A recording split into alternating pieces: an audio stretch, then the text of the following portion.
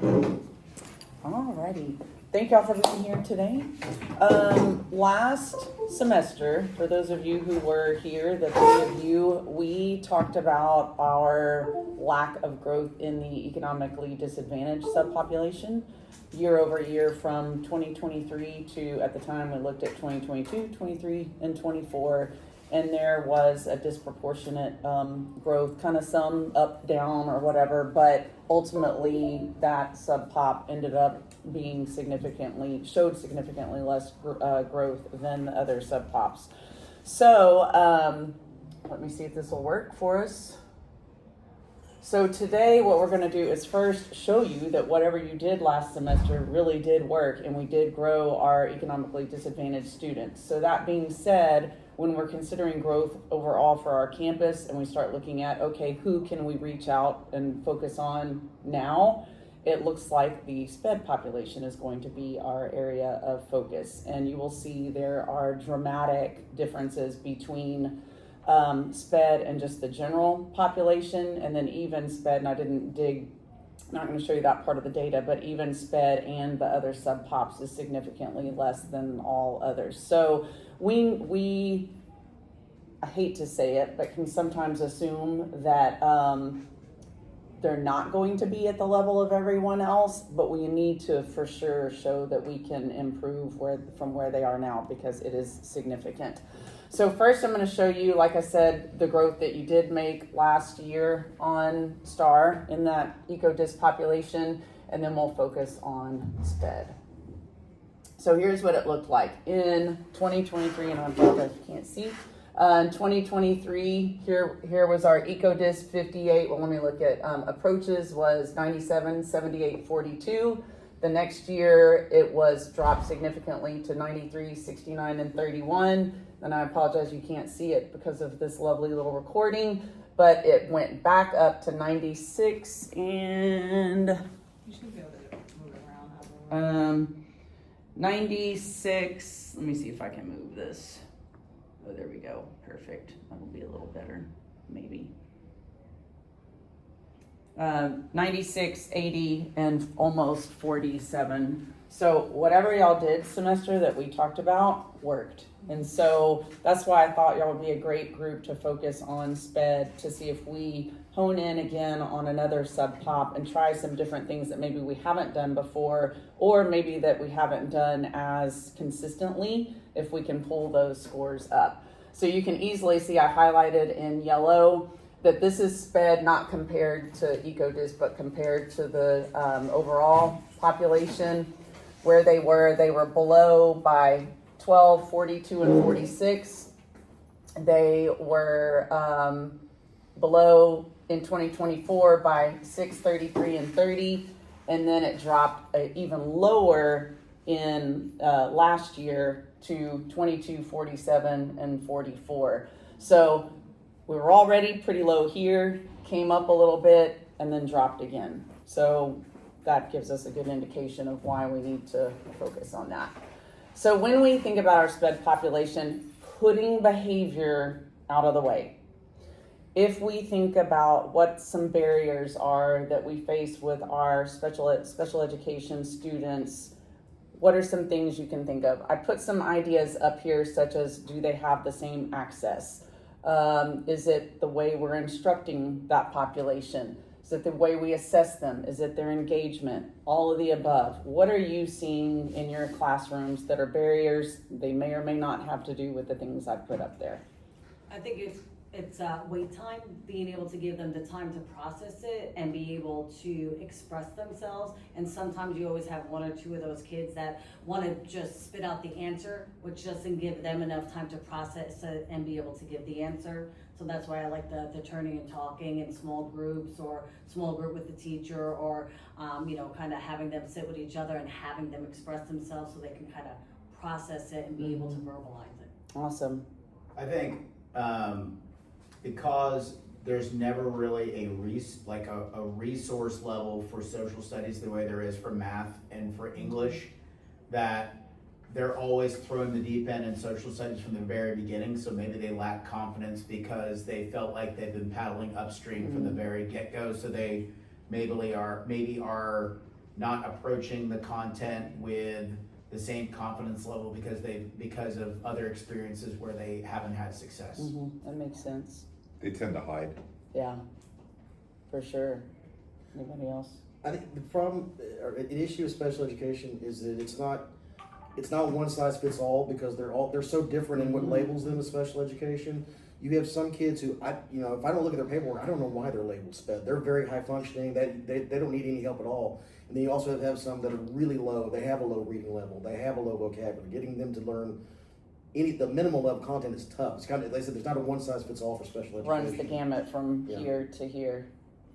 Jasmine, anything? I would just say time, because sometimes I find it more difficult even in my ACA kids to be able to learn what's going on, let alone taking the time, to put aside for the SPED kids to make sure they're also processing and understanding what's being taught.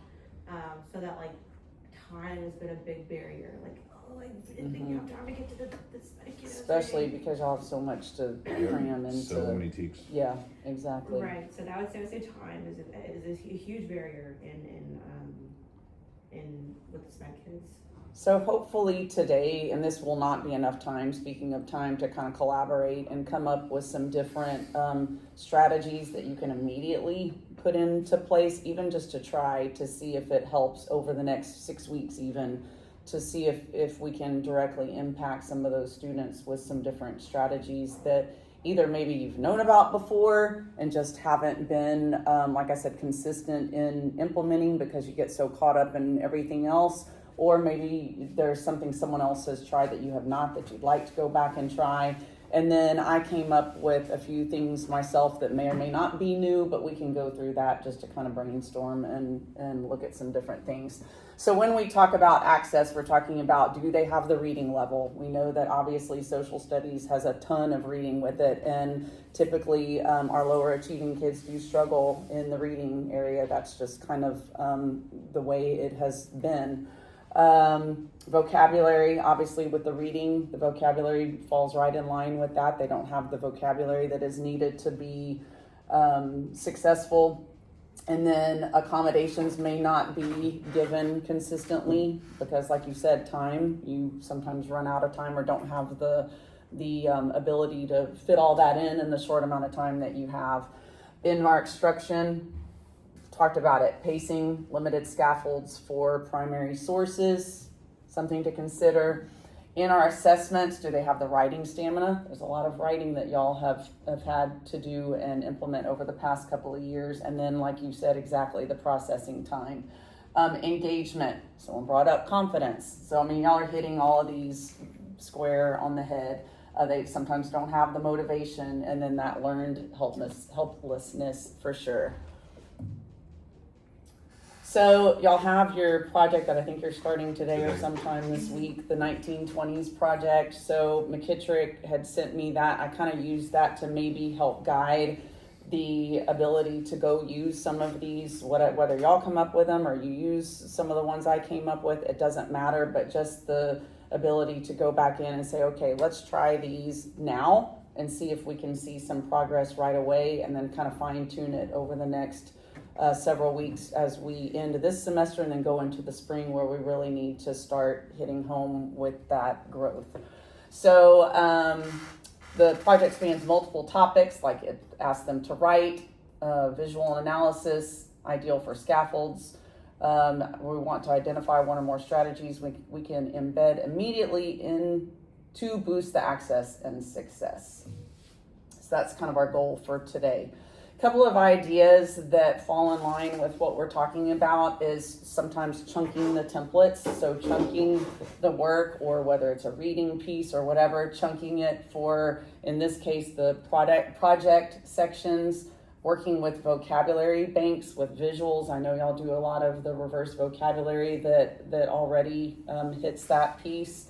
And then providing sentence frames for like the news report page. I noticed that might be a good strategy for that. And then before I even go on, these are strategies you can use for all kids. Just like we talk about with those emergent bilingual strategies, if we're using we're using the strategies for one sub-pop, use them for anyone who needs them. And I think it will help everybody.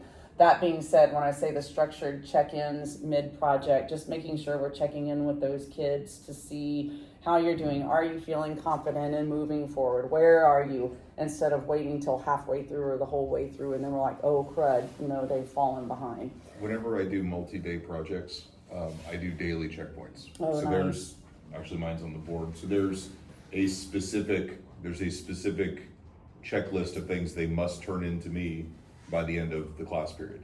And so then tomorrow it'll be a different set of Keep them on criteria. track. Yeah, and so they're responsible for completing each day's checkpoint. Nice. And I hold them to a daily grade on those. Oh, I like that. Yeah. Does anybody else use something similar? Not yet. No, I don't like that. I should say. Yeah. I should be doing And that's And it super also easy. helps them structure, because a lot of times when you give them a large project with multiple components, they'll kind of stare at it like, where do I begin? Well, if I just tell you today, this is specifically what you're working on today. You're not tackling the whole project. You're tackling these 3 specific checkpoints. And it helps them It makes it kind of- easier for them. Okay, I'm not like contemplating where to begin and oh my gosh, it's so much work. Just do these 3 things today. Right. And you're good. Tomorrow we move on. And I'm like that. Like I Yeah. have to have my little daily checklist, or I'm like, oh my gosh, where do I start? What takes precedence over something else? So again, I know some of our pre-AP kids who are just high achieving. They're like, oh, they panic. So that's good for everybody. What are some other ideas? Let me see where I'm going next, so that I don't. Before I go into this, what are some other ideas or strategies that you all can think of or that you have used that you want to share with each other? And I'll just let y'all talk about this for a minute or two. I mean, the checklist is a great idea, I think. It really helps with pacing and chunking it all out. And I think it is helpful for everybody, so. Showing examples. Oh, yeah. Like here's here's an example of a project that was done last year. This is a good one. So just some samples of things that they could do. It's a great idea. Maybe a rubric, some type of Yep. rubric, so they know exactly, what the points are gonna be. Kids always ask, well, how is this How- gonna yeah. be graded? Yep. And that almost serves as kind of like a checklist Yep. as well. I know that when I was in the classroom, I was always like, should I show them something or not? Because I don't want them to copy. They're not going to be able to copy it. And even if they do and they're walking through it, it's not going to be exactly the same, but they still get the process and can have something to work with. Anybody else? Maybe giving them some sites or areas of where to go to pull their information. So like if you say, hey, this is a useful site, this is a useful site, this is a useful site. I don't know exactly how you guys are doing your project, but then at least they have a place to go to start their information so they can kind of pull from a responsible source. Almost like a bank of sources to pull from. I know, like on this project we started today, if you look at the actual instructions right there for each section, it's got page numbers in the textbook they can go to. That's got so they don't Okay, have to that's look it up. good. They can go to page 353 and they know that's where it's at. And even the information, it's in a sense sentence starters, because it's, the election of 1920 was won by who? Okay, Right. it's like, we already know what we're talking about. That's good. Identify the person, and then the because, why did they win? So it's kind of built in this particular case, Right. a lot of these strategies are already built The into the scaffolding project. seems Yeah, like it's there. that's good. Okay. Jasmine, anything different? No, nothing different. Like I said, the textbooks as well. I was going to say the textbooks are there, and kids are actually using the textbooks, which I was shocked by. But they typically just kind of go to their standard comfortability Google ChatGPT for the information, which I'm okay with. They're learning new information, and they're using their minds to find the new information. I'm good. Yeah, So- yeah, exactly. Because if you're asking them to look something up and they're finding it, then And they have to that's the write it whole down. point. Yeah, exactly. So again, some of these might kind of pull in what you're already talking about, but one strategy is this chunk and choice organizer. So it just helps make the large task manageable, like we're talking about. And this is just one example, and some of these may not directly relate to the project. I just tried to kind of pull some things, some very vague things, but you're going to break the sections into small prompts with visuals, provide sentence starters to support the written responses, and it gives the students a place to choose, where to start. So again, like you said, kind of the sentence stems. So the election of 1920 was won by, because, and then that gives them that to pull from. the Teapot Dome scandal hurt Harding's presidency because, and just giving them that piece to start with. It gives them a lower, cognitive load without having to attack that by themselves. They have a little support there, and then provides structure, and then builds independence. And again, just building that confidence, I think a lot of them need. Vocabulary bank, again, I know y'all do this a lot with your reverse vocabulary, but even providing them with that bank before the project even begins so that they can keep that. Do they have notebooks they keep their stuff in? Whatchamacallit, no interactive notebooks, or not really? Yeah. But just having them keep this somewhere where they can reference it each day when they're working on their project. I just obviously clipped these little, I'm sorry. Word walls. Oh, thank you. Yes, very nice. Perfect. And putting the words with them maybe even. But so I just clipped those, and that just makes it a little easier for them to actually use the words with the confidence. Scaffolded paragraph frames for the news report. Again, sentence stems, but you're even breaking it down more by giving them, this goes in paragraph 1, paragraph 2, 3, and 4. And again, you're not giving them too much. You're just giving them the start to have that confidence to build on. Data and tracking points. So once we start using these strategies, I will track the data from the benchmark and then the spring benchmark, obviously STAR, and then along the way we can also look at some of the major common assessments to see if we see growth just overall. Obviously we're not going to be able to track necessarily by TEKS because they don't spiral like that, but we can kind of look in general once you all start implementing some of these strategies or doing something different to hopefully encourage the growth. In addition to that, and y'all already spoke to this a little bit, but even for this particular project or on anything you do as time goes by throughout the semester, giving those kids or all kids a way to just track their own progress, and again, breaking it down like you did with the checklist. So this one is even just a simple breaking the parts apart. Either I started, I finished, I got it, I fixed it, depending on what you have them doing. And this one is using the I can statements from the Lead Forward field guide. And this is really good because from a reporting category standpoint, you can tell the students can self-assess and say, okay, am I getting this? Can I actually do this? And then they have to actually write their example of indicating whether they got it or not. And or I can't, like I don't even know what you're talking about. So just some self-assessment there. It doesn't have to be anything super deep or to add more to your plate, but just little kind of checklists as they move forward. I really like the I got feedback, I fixed it assessment piece. I like how it fosters that growth mindset. Like it's not done. You could always make it better. And it might kind of force them into doing a little bit more the next time. Holds them accountable. Mm-hmm. You're not just turning it in and then it's good to go. It's you're going to get feedback and then you're responsible for revising. Mm-hmm. I like the student example because I had in my notebooks, I had like a checklist, I think maybe from that the same website, where it was like, I know this, and they checked it off. Mm-hmm. But I think sometimes kids think they know it, but maybe can't explain it, and that shows that they can actually explain it. Right. And I really wish, if anyone wants to try that, because we've talked about using the I can statements in different content areas as well, and I can certainly help you find those if you need me to, but they're basically the teacher TEKS written in student-friendly language so that they can say, oh, I can do this or I can't do this, and Now, that helps you see. Sorry, would you give the kids the I can and let them do the example? Yes. Yep. Yeah. I know when I was at Briscoe, the science team would, at the beginning of each unit, take the I can statements and literally just cut them into a little half sheet. And then they would, as they tested, they could check, okay, I got this, I didn't get it. So kind of a combo of the two, and then write out what they did or didn't get. So then when they went to tutorials or something like that, when you'll start your START tutorials, they know here's where I'm falling short and here's what I need to focus on. It might be something you can reinforce in STAR tutorials too. Like if they're doing this on their own the whole time, then make a master copy and cut it apart, and now you have a card sort. Just to refresh their memory. This one goes with this one. This because y'all had spoken about how they had the issues putting things in different timelines.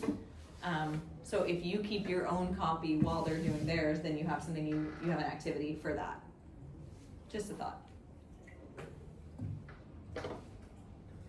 So after the fall benchmark, we'll revisit the data.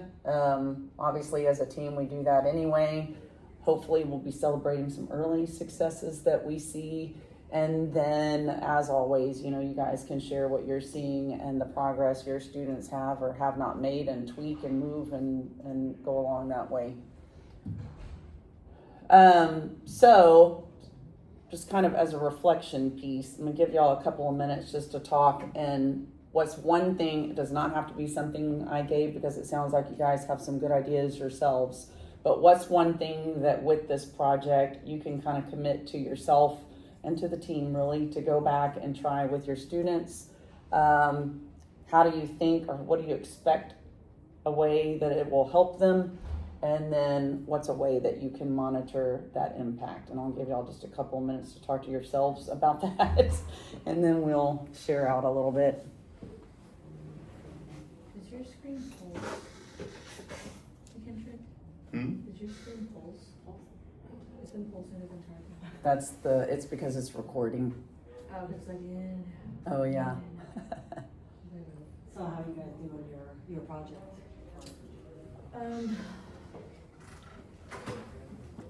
Basically just giving the instruction. I mean, it's on Canvas and on the boards. We're going through, I'm walking through the class, make sure they're understanding. I made sure that my SPED kids are also paired up with ACA kids so that they can kind of see maybe a different way of doing it, or this person can help them along the way as they do it. So you grouped them by one of your strategies? No, I just did it. Yeah, I did it then. Yeah, I did it. Well, you're doing it as groups, or you're just Or seating them with partners. different No, I'm doing partners. partners? Okay. Mm-hmm. Just one person. Anybody else? I'm gonna start doing what McKittrick's doing with the daily grade check. That's a real easy way to make sure they're staying on task and getting this done. And as you point out, that's not just for spec, that's anybody. You get a big project, you look, go, I don't know where to start. What do I do today? Yeah, kind of. Here today, do specifically this. Mm-hmm. How do you grade? Like, do they just you walk around? Do they bring up a little sheet? What are they? Like a completion grade? No, I check it as there's 3 components, so it's 33 points per component. Okay. For a daily grade of 100. Like Okay. you hit this checkpoint, you get 33 points. You completed this checkpoint, 33 points. And do they have to You like missed bring the it last up one? to you, No. or? Yeah, so they turn it in because what happens is if I send them home with this, they don't come back. Either that, or they'll go home and complete the whole Or they'll thing, go home and then complete the whole thing, and yeah. So they complete their daily checkpoint in class. I take them up at the end of the period, and then I will put in their grade for the day for each of the ones they turned in. And then I hand them back the next day, and then you'll complete your next 3 steps or 4 steps or however many it is for that day. How do you handle the kids with the IEP that gets an extra day? Kids with IEPs, I still want them to stick to the daily checklist. I will give grace on, okay, did you not get to all the points? Well, Okay. So you give grace on it, but you still. I'm gonna have give to grace, take like I'm not gonna, perhaps I only grade them on 2 of the 3 checkpoints and not Uh-huh. all 3. Or 3 of the 4 if it's a 4 checkpoint. Depending on what the Yeah. student's IEP. Now, and if it's a clear case of like you put 0 effort in, you're not getting the completion grade because you didn't complete it, right? Yeah. I also, this is just me, I know a lot of teachers put 0s in, I don't do 0s. So especially with SPED kids, it's like the lowest you're gonna get as a SPED kid is a 50. Like, it's so hard to come back from like a 30 in a class. Right. So that's just my personal philosophy with that, with academic and specifically with SPED. AP is a different issue. Like Right. AP kids, if you're not doing what you need to do, a 0 is a 0. Right. But ACA is a little different. So I don't give less than a 50 on daily work. Yeah. Yeah. Anybody else? Jackson, is there anything new or different? I mean,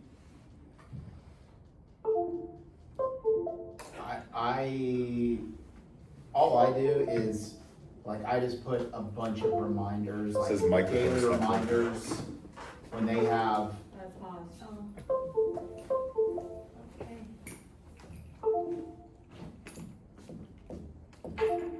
This is going. It's Okay. okay. Okay. Sorry.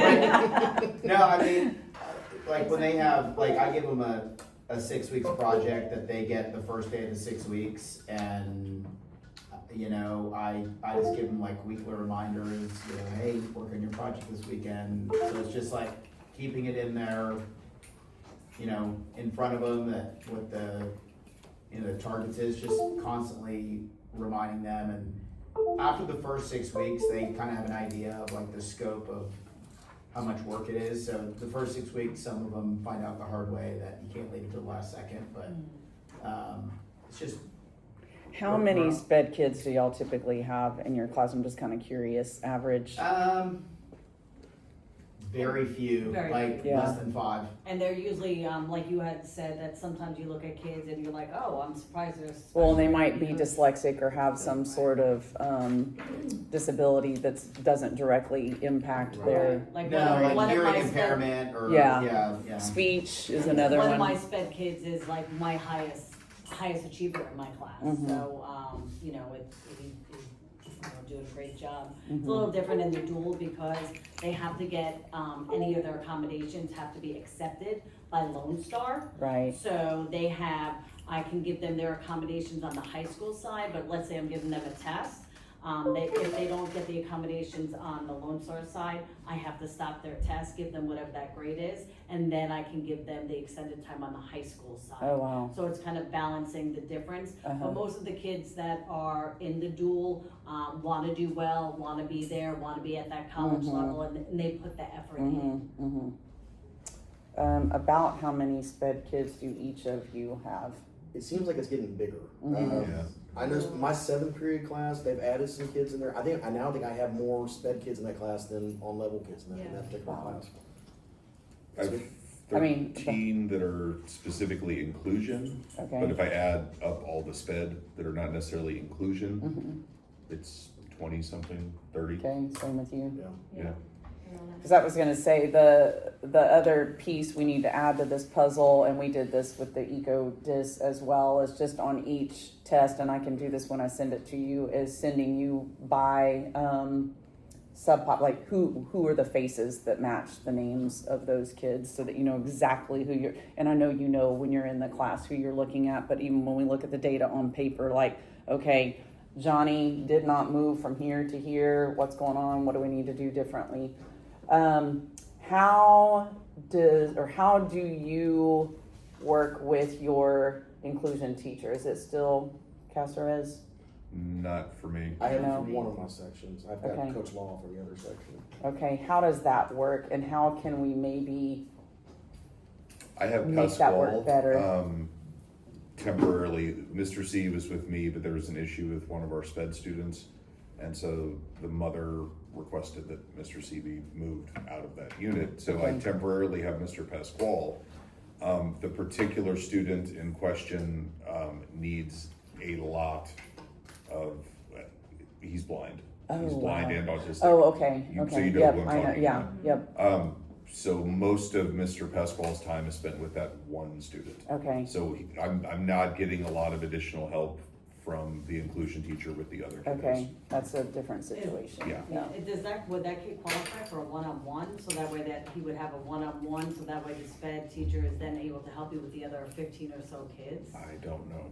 I think he used to be, don't quote me on that, I think he used to be, and they're trying to build his independence a little more, because he used to be walked around by an adult, and now they have students walking him around, so it looks to me like they're trying to kind of build that capacity in him, so I don't know if that has to do with that, but we can look into it, because you're right, that But does, then that means that they need to have a plan to ease off that, right, yeah, all that attention from that sped. Because Right. as of now, it's like he's consuming all of Sure. Mr. Pasquale's time. yep. So the other kids are not necessarily getting What they the need. additional help they need, yeah. Is that your only inclusion class? Yes. Okay, what about in yours? This is probably an area where we can really improve, because when both of them are good at what they do, But when they come in, we don't really have an organized plan on what they're going to do that day. They kind of come in, all right, what are we doing today? And they'll work with those kids. They'll kind of hover over them and check in on how they're doing. But we never have a real organized strategy on what we're going to do with them. It's just kind of just see what they're up to and kind of help them along. That's really all we kind of do. Because there's no planning, right? There's no central 'Cause they're not planning planning between the teachers and the special ed teachers to be like, hey, we're doing X, Y, and Z. This would be really helpful if you could do this, or it'd be helpful if you could, modify this, or if you can. So it's a matter of being able to plan, which is back to timing. And I would love, and I know y'all would too, what can we do, like, since y'all are kind of my guinea pigs in a way, what can we do to maybe try something different with, whether it be setting aside some, 20 minutes of planning once a week with that person? I would just be really curious to see if we focused on that co-teach piece, how much that would help.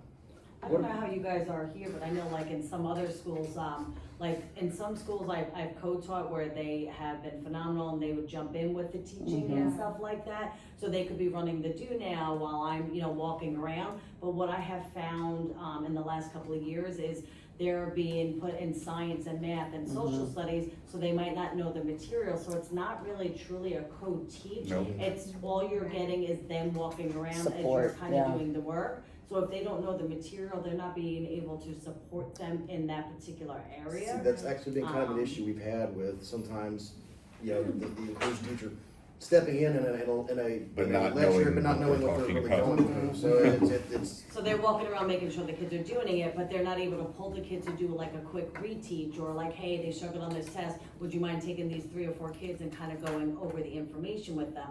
I mean, those would be strategies where we can work in small groups and really be able to use our SPED teacher in a positive way. And I think that maybe if we had more time, maybe even on those half days to meet, and try to make it an expectation for the SPED teachers and not just, I'm just here to do paperwork and make sure everything's all right, but there was actual expectations of what they need to do. And then that is shared with the SPED teachers as well as the general ed teachers, so it doesn't feel like it puts it on us to tell them how to do their job. Because That that's puts just us part in of a the very expectation, sure. uncomfortable position. Right, absolutely. Yeah, I think who was saying it, McKinstry? They do tend to typically stay with the one most needing the help and not really disperse the time amongst the others. Sometimes they don't do much at all. And I don't want to be like, hey, get up and Right. but I think I think it would help if they actually, it sounds terrible, actually work with them more. Right. Like I feel like they do a little check, okay, sit down on the computer. A little check, okay, sit down on the computer, Right. I see that a lot this year, and then again, when they do work with the kids, they focus on the one student who needs the most help. When in mine, I have various. I have a couple kids that need help, one-on-one, and for no fault of their own, they don't have the time either to do such extensive time with one person and then the next one and the next one.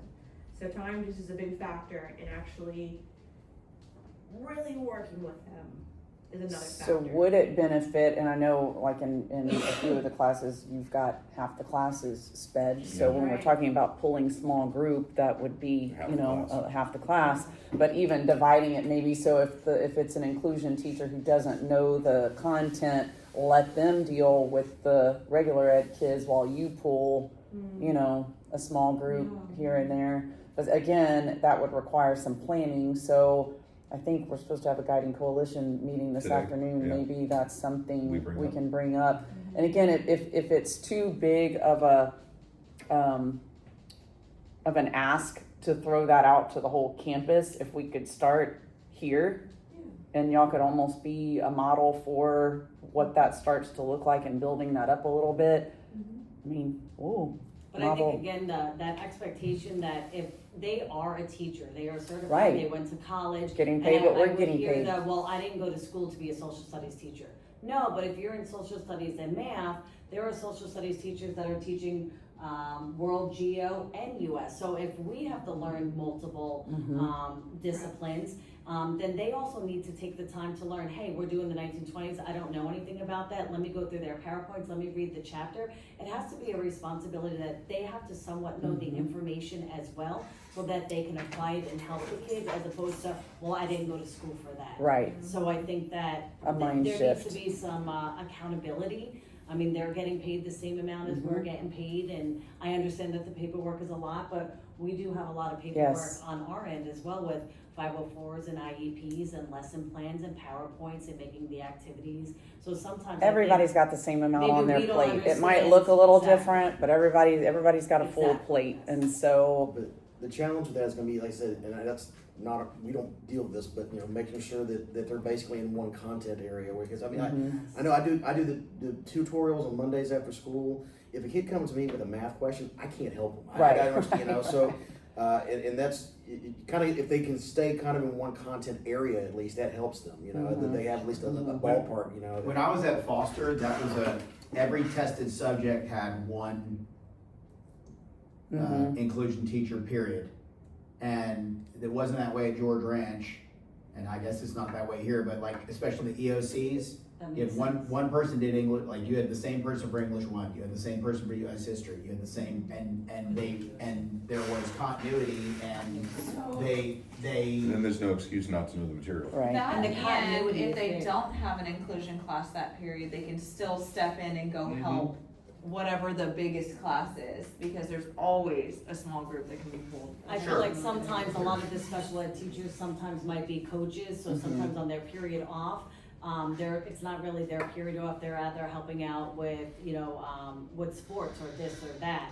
But we just have to remember that our kids are student athletes and that the student part has to come first. I had the head basketball coach at Foster, and he was amazing. He did US history, and he was like, he's still there. He's amazing, and he like, I think they can't, like, they can do it. Like, I don't think, and I'm a coach, I don't think that's not an excuse. Right.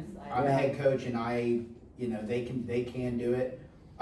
You know, I don't know, I don't think any of our inclusion people are head coaches, are they? Not head I coaches. can- yeah. Some of them are coaches, Yeah. but not head coaches. So considering the things we can control, what's maybe one thing we can take, even just from the co-teach standpoint, and try to implement? I think implementing that meeting with each other would really help. Again, just like even last year, didn't we all have Mr. C?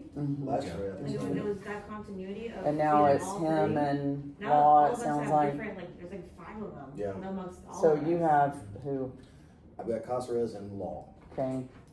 Does Law know social studies? I know he Somewhat, used to be yeah. Matt. Okay, so Somewhat. he's okay. Pasquale at the moment. And But I've been he's told done he's social gonna be- studies yeah. before. I've been told he's only temporary though, until they Okay. reassign somebody. Okay, and then you And I have have Coach Heckman and Miss August. So that's 5 different I teachers. don't- Para.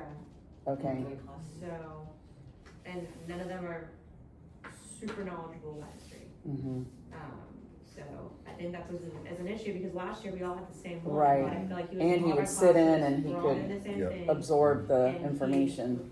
was better Mhm. able to help. But that expectation has to come from the top, that they need Right. to know the information, like if we can give them a PowerPoint ahead of time, or if there's a textbook, they do gotta spend a little time planning and having somewhat of the information, so they can be Right. Why did they more mix it up? You know, I don't know. Yeah. I don't know. I'm sure it has to do with master schedule, Yeah, but I don't yeah. know the exact reasons. 'Cause- Well, why don't we plan on doing that? I mean, next Friday is a half day, right?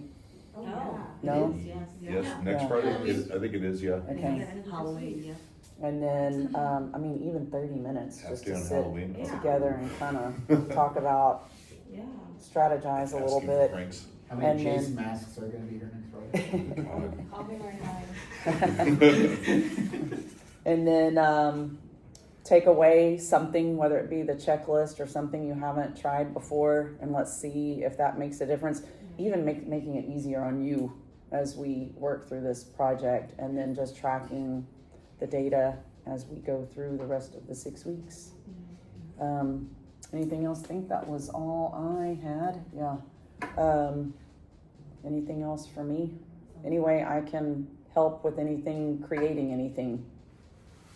Any kind of tracker, checklist? Maybe those I can. Okay, uh-huh. Right, Mhm. would that help you guys with the, Yeah, I like that idea too. I really like that. because if Okay. they're already in a sheet, then you guys can just kind of give them to the Mhm. kids and then they can fill out the other Right. part. It might be a great part to do for like the review too, like Mhm. start it with I don't know if you do the review game, start that out as like the do now. And Mhm. then, and we should be getting books soon, so if they don't know, they can start using those review books Mhm. as the review star books. Yeah. Yeah, so I always thought those were an excellent, resource for Yes. kids that maybe didn't know, well, if you don't know, that's okay, here's, use your resource. Mhm. Oh, that's a good idea. Yeah. So I'll pull that. I'll reach and, out to Missy and see when we're gonna be getting those. Okay.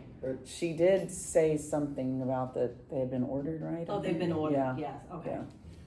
Kind of related then, let me ask, Okay. let me ask you, because I've got the US History Star tutorials, Uh-huh. the 45. Oh, yeah. Good. 14, 16, That, okay. 22, 18, Numbers, whatever. I can Yeah. figure out. Yeah. So I've got them on Tuesdays and Thursdays, and no one's given me any like structure to what to do with them. What I've been doing so far is doing one topic a week. Tuesday I do like a real fast refresher lecture, just kind of, I gave Starbucks to look at. Uh-huh. I kind of just real quickly, hey, World War starts when Hitler invades Poland, and do like that. And then Thursday I let them play a Blook-It game over that Mhm. topic. Mhm. Yeah. That's all. With all this stuff considered, is there something else maybe we could be doing with them? Or- I'll think on it. That actually sounds like a pretty strategic way to where they're not just Sitting every Tuesday and Thursday getting lecture, and Mhm. it keeps them engaged. And Don't we have an online program that we used to use in summer school that might hit all the teaks? I forget what it was. have you looked in? Does Progress Learning have Yes, U.S. it does. history? Yeah. Progress Learning has it. So What you was could the pull that in. program Okay. that we used to use? Yeah. that was the program the kids were supposed to do Ingenuity? advice for last Ingenuity. year, right? They have Edgenuity for credit Edgenuity. recovery. Yeah, Edgenuity. I don't think the campus has access to that. Okay. It's tricky. I've asked before if we could use it. Isn't that what for credit tutorials. recovery uses though? It is. Yes, and but like you only have a certain amount of licenses or whatever. Oh, gotcha. it's really useful if we could use it. That's. Well, you yeah. know what you can do is, if you have, laptops or whatever, there's like question banks, like I like Canvas question banks, you can just like, Oh, Give them constant- there's the Teaks Bank resources in Canvas. I haven't looked for social studies. That's always the one where I'm like, everything looks great. And then I get to social studies and I'm like, it doesn't look great anymore. But Khan Academy should have a US Mhm. history do. module and they can work through that at their own pace and it color codes when they finish it. Khan Academy is really good. I actually did Maybe some that would stuff help. with that. Yeah. How many So- kids do you have in there? 20 maybe. Okay, so to where you could probably, That's if you don't, do you have a cart in your room already, or you? Most You of have the the time. Yeah, iPads, right? yeah, yeah. So that's one that they tend to like because they're on their own. Nobody's bothering them. You go through the modules at your own pace. And that's kind of the same with, I'm with like that progress too. learning. You could even use that just yourself, project it on the board, and walk through the things with them. The bell ringers are always a fan favorite in progress learning. And you can even use the review, I have a ton of old review books, if you just need a class set, they can use the review books to look it up, because now that at least they're looking for the word, they're reading it, they're applying it, Right. so they're kind of learning in that way too. Because they've already learned it, technically, they just need the reinforcement Mhm. now. And then Cambium, if you want to do just Oh, a couple practice star star. questions. Mhm. Stay away from last year's test. Right. And 24, Or they don't. said. Yeah, Yeah. 24 to 25. I mean, Or, I guess, But I mean, that's so what I hope are these for. mostly seniors? I haven't looked, probably. So you don't, so since they are not gonna be doing it in class, you could just pull those Missy tests or whatever out of, Oh, yeah. from, Oh, that's true. Like the That's good. unit tests. Yeah, Yeah. and, 10, 15 Eduphoria. question, whatever and deals. Eduphoria. Yeah, I can maybe, Oh, I like, forgot Oh, the about quick those checks. little- Yeah, yeah.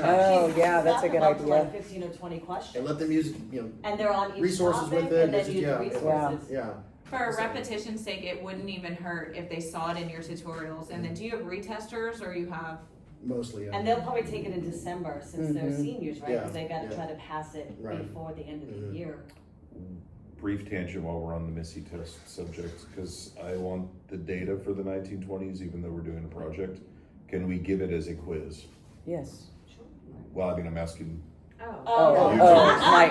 Yeah, of course you I think you can. meant in general. no, because we we don't have any data for unit 4 because we did a project and then I don't want this unit to be, well, no data again. I want to have something to put into the tracker. So can we give one of the Missy tests for the 1920s as a quiz? We can. So we can at least collect Yes, the data. that'd be good. Yeah. And then again, you'd have some immediate feedback too. Did they really assimilate what they did in Yes, the after the project. project? Yeah. Yep.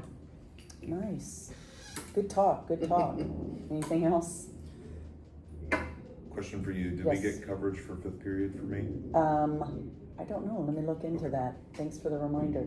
So I can go hop in on World. Yeah. All right. Thank y'all a lot. I really appreciate it. And